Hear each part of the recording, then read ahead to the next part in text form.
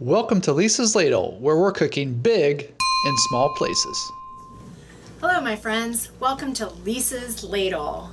If you're new to this channel, you will find out what are some of the challenges you may come across learning to cook your favorite recipes on a boat. If you visited my galley before, welcome back. And if you are new, welcome aboard. Today's recipe is creamy, dreamy peanut butter fudge. The ingredients that you will need are 16 ounces of cream cheese frosting. I am making gluten-free peanut butter fudge. This Pillsbury cream cheese is gluten-free. Skippy peanut butter creamy is gluten-free, so your peanut butter fudge will be gluten-free. I chose cream cheese. It makes it a little bit creamier, but you can also use vanilla.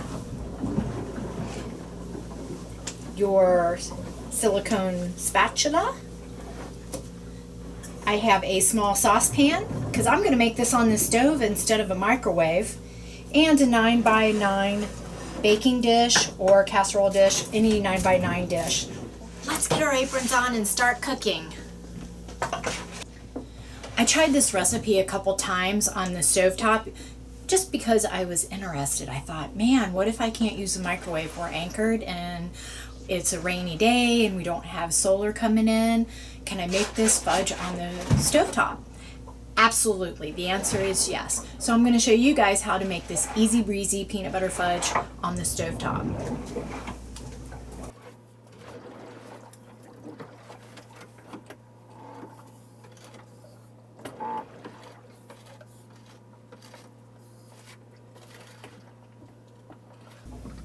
You want to use medium-high heat. I melt my cream cheese icing first, and then I add the peanut butter. You want to stir consistently so you don't get sticking on the bottom. Nice and creamy cream cheese. Let's start adding our peanut butter.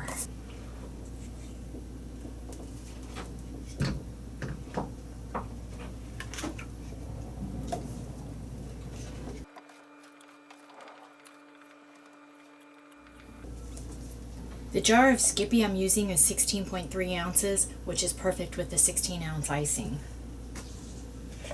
It gives a perfect ratio, peanut butter to cream.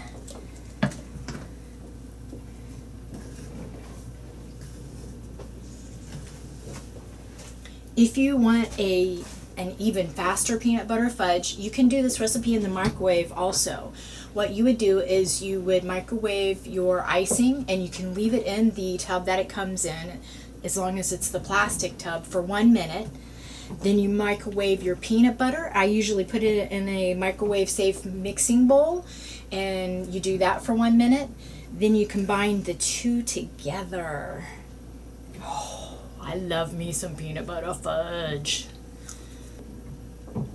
What I'm looking for is a creamy, and I know I keep using creamy consistency, but this is what you're going to get, creamy peanut butter fudge. But I'm looking for all the peanut butter, all the lumps, and a nice smooth consistency.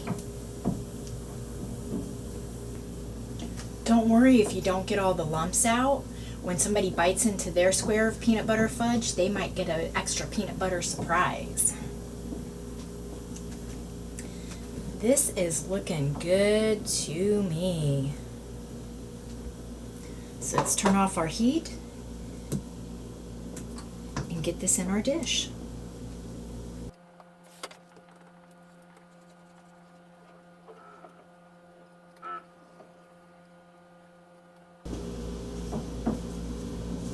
Should I taste test?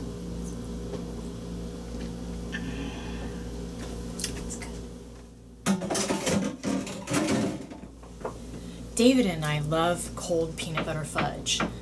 So I'm going to put it in the refrigerator and let it chill, usually anywhere from 3 to 5 hours.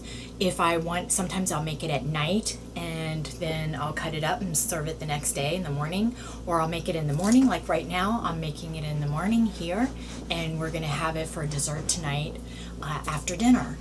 However, If you don't like cold fudge, or you don't have room in your refrigerator, you don't have to refrigerate this fudge. You can let it chill or set on the counter, depending on how warm your room is. If you're on a boat or you don't have air conditioning, it takes about 50 to 70 minutes for it to set before you can really slice it up. I like using this recipe because, one, it's only 2 ingredients. Everything's kind of mixed together, the sugar and the peanut butter and all that jazz. I don't have to carry a lot of ingredients on board. It's easy to come by, and it's fast and quick and easy to make. If you're making homemade peanut butter fudge by using the raw ingredients, then you have to worry about, is the heat too high, is the heat too low? The sugar, did it crystallize? Sometimes your fudge won't set, sometimes it's too hard, or you just get a lot of crystallization. With this fudge, it is guaranteed to be good. And if you find different, leave me a comment and let me know. But I'm gonna put this bad boy in the refrigerator, and we'll see you tonight after dinner. And we're back. I've been chilling our peanut butter fudge in the fridge for the last 3 hours. Usually I do it overnight, but we're having it for dessert for dinner tonight, so it's been 3 hours. I'm getting ready to cut it up into the 1-inch square pieces.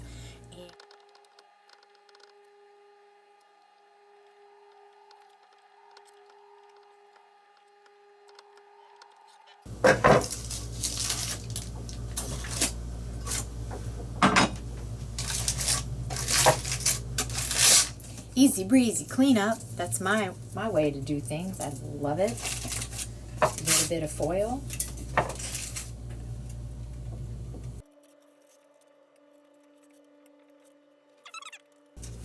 Oh, fudge, my fudge broke.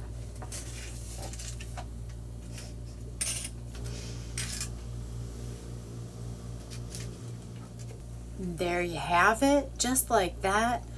Creamy, dreamy peanut butter fudge. This is gluten-free, so I get to eat as much as I want.